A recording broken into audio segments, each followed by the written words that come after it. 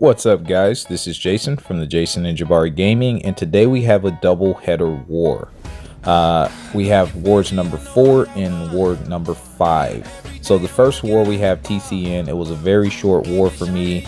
You guys know I've been struggle bussing the first couple of wars. Unfortunately, it is what it is, but hopefully we can bounce back. So I brought in the nukes for this war. I have exactly 3 fights against TCN. Normally I have bigger wars against them, but that's just the way it worked out, and honestly I wasn't complaining too much.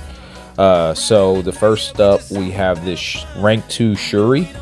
We're going to be max boosted. All I have to do is win each fight. I have 1 champion for 1 fight each. So again, I brought in all my nukes here, and we'll see how well we do. We start off on path 9. And we're going to use Human Torch with Flame on against this Shuri. She does do energy based non-contact attacks, so it will fuel our smolders every single blocked hit, and we can bypass her untouchable because we will have over 10 our temperature will be over 10, which allows us to bypass her mist mechanic with untouchable. So really, we'll take a ton of block damage because we're building ourselves up and we don't want to hit in the poison phase. But during the incinerate, we're getting more Nova Flames from being incinerated. Plus, we also are getting more incinerates from her non-contact hits. So it's like a double win. It's like a win-win basically. So yeah, we're just going to go into a special 2. I do have these fights sped up. And then I'll have some fights slowed down, so we're kind of all over the place. But yeah, down she goes. Very simple fight if you play it that way. Only hit into the incinerate phase and just wait it out. She'll melt. Next, we have this weapon. Next, we are going to take in my Nim God here, and we're just going to parry during the incinerate phase. Now, this time you want to only hit during the poison phase if possible. I was getting backed up there. We do end up pushing him a little sooner than I wanted to, so we play a little Quake in the corner, and then we start intercepting him. And then we just release this special 2 that's going to end his career. So yeah, pretty quick fights there. The only thing you need to worry about there is getting yourself back into a corner. If you're not great at dexing in the corner, I can be decent at it at times. All right, so the last fight that we have, we're going to move on up all the way to Mini Island, and we have a rank 2 CGR, or excuse me, rank 2 Killmonger that we're going to take with our CGR, I should say.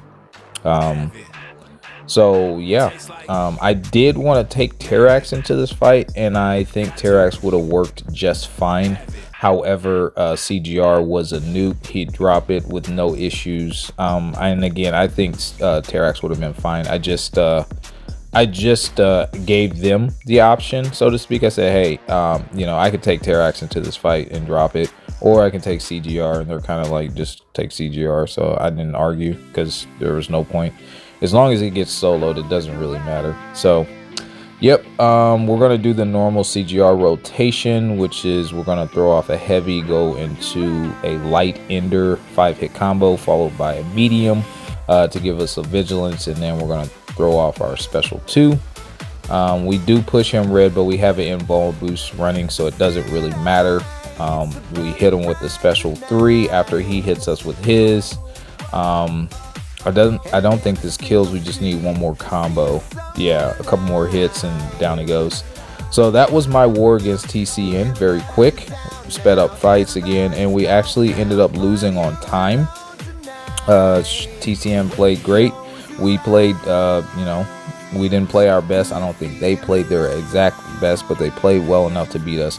We are not a very fast team when it comes to time. We tend to take what they would consider a little bit safer fights, so time's really not a thing for us, but we have won on time, but it's very seldom. All right, so the next war we have is against JA. That is the war that's current right now, and we got Kang signed off on to come to war, so I'm super excited. I hope you guys are excited as well. Now we have some of these fights slowed down because I want to explain my logic behind taking these fights, and I'm not suggesting that you guys bring in Kang. I do think Kang in high tier war requires a little bit more skill, because of the mechanics of Kang and things like that, but it can work, and I will show you guys how it can work. So we have Kang, we have Void, and we have Apocalypse. The first thing I did was take my Void to rank 4, Sig 200. I thought I put this in this video, but this video was already like 19 minutes long, so we left it out. All right, so the first fight I'm going to use APOC here. I could have used Kang here, but I didn't want to heal up. And basically we're just going to go for special 2s, so he won't have anything to shrug. Now the special 2 will give him an additional concussion, but max boosted with Apocalypse equals death. I mean, he hits so hard. So I was debating here between going with a combat regen or with a Power Star 1. I opted for the Power Star 1 simply because I wanted to get to the special 2 to start the nuke fest, and it definitely paid off. We got a couple intercepts here, and then we baited out his heavies. Now I'm not gonna bait out his special 2. I'm only gonna bait out his special 1s. 2 special 1s will not allow him to go unstoppable. Then you'll have to do his parry and stuff like that. But here's our second special 2, and as you see, he's done. We only lost 9% health, by the way, so that was fantastic. But that was APOC's only fight, and again, we could have dealt that with Kang. It would have been fine, but I opted not to, simply because I didn't want to lose a ton of health. So next we have Dragon Man, and we're going to take in our rank 4 Void. I actually love Void. He used to be one of my staples back in the day when rank 5s were the big thing. I ran Void, Killmonger, and OG Vision back in Masters when I was with Bray. And Ninja Allen showed me how to solo the Thing when he first came out with Void. And ever since, I've loved Void. But anyway, yeah, with Dragon Man, we can knock him down. Now that we have 5 of our debuffs on him, we won't take any degen damage or anything, so it makes this fight significantly faster. And he was only rank 3, but now that he's rank 4, you know, I'm going to be using him a lot more. The unfortunate thing is I forgot to put a relic on him because I don't use him in Battlegrounds. So yeah, that was an error on my part. It's not a costly error, but it is something that I have to consider now, that we can use relics. All right, so enter Kang. The first that we have is this Quicksilver fight, rank 5 Quicksilver. On this node, you have to knock him down. But even if we didn't knock him down with Kang, we will ramp up so much that it would not matter. That's the first thing you guys need to realize. We can already out damage the node completely, and that you can do it on path 5 as well with Kang. He gets so much power from the Furies when he's fully ramped up, which takes 1 minute and 20 seconds for him to fully gain all 20 Furies, that it will not matter if you knock him down. Now we do knock him down, but the way we do it is we just use our specials. So we're going to get him in the corner to where he won't gain a lot of momentum charges. We just blocked that special 1 because we didn't want to deal with the whiplash. But here's what I mean. So we're going to go ahead and throw off our special 2, which will fully power drain him. Notice he's only at 162 whiplash, but now he is what you consider trapped. He cannot do anything unless he decides to throw a special 1.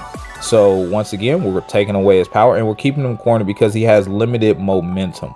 And that's kind of what you wanted to do. There I made a mistake and tried to swipe too fast, so I punched the air instead of hitting him. But not a big deal. But again, he's still at 162. Then he just went up to 300. So he'll essentially never get into terminal velocity. And we're already hitting really, really hard, and he just goes down. All right, so the next fight, we have this rank 5 Zemo. Now, this node is important because Zemo, once he has got rid of 5 debuffs, he will root you.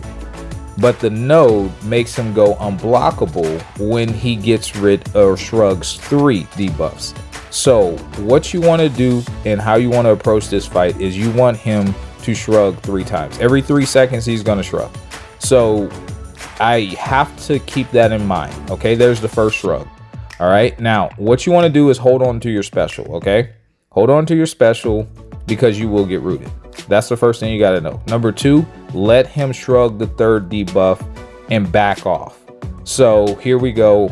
He's almost there. I'm not giving him enough time to do it. Bait out his special ones. Obviously, there it is. Boom. All right, so now we're just going to back off. We're going to let that expire. That's what you want to do. Now we can allow him to fully shrug the other two, which he did there once, and that's fine. Now we got shrugged. He's going to throw off his special. We're going to get out of the route with our special, which is why you want to hold on to your special. Then actually you can parry. I tried to parry. I didn't parry, but I tried to, and boom, 84k crit. GG's.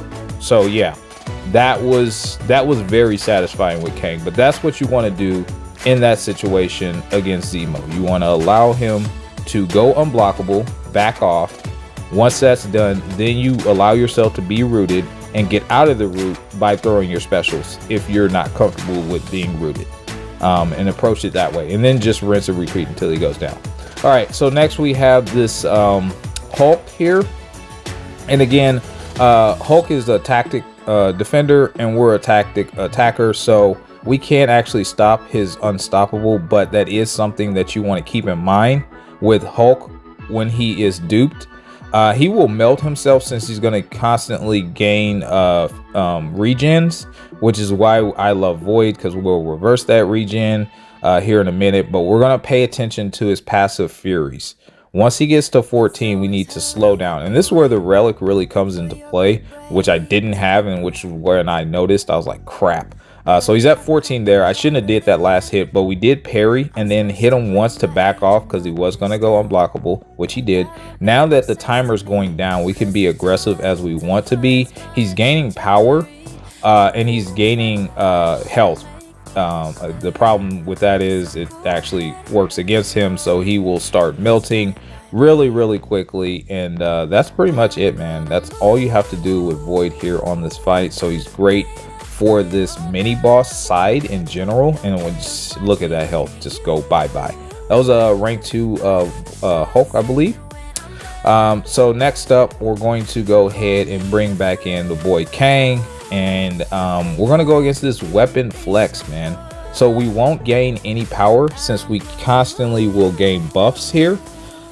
In the way that you want to approach this fight with Kang specifically, and the reason why we took that damage is because Zemo crit on our block a couple of times, that jerk, but it was still a safe fight. But anyway, back to the fight at hand. Now this is only rank 4. Even if it was a rank 5, it won't make a difference. We're going to go in with the invulnerability boost because safety.